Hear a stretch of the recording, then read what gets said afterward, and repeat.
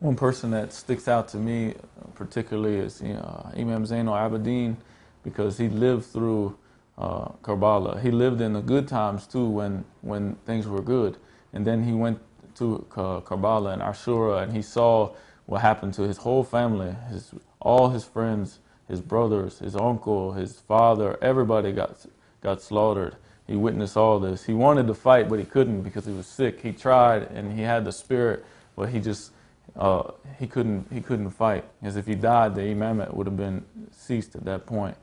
But he was able to live through that, and he witnessed all the tragedies of Karbala and all these things. And he even had to march through the desert with chains on him and getting beat. And still he remained strong. They beat him like physically, but spiritually and mentally he was really strong. And he stood up and spoke. And most person who would go through something like that would be, they wouldn't be able to function anymore. But he stood up in the court and thousands of people and spoke out against the leader of the time. That'd be like going out and talking against the president.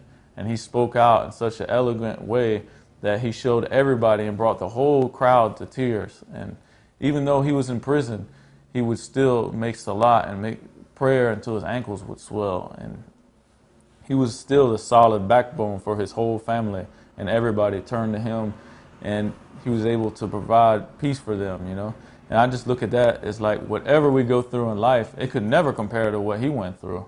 And he remained firm and strong and went through the trials and tribulations. That shows me that whatever I go through is nothing compared to that. So I should be able to remain strong too. So I gained strength from the sufferings and the things that he went through. It's like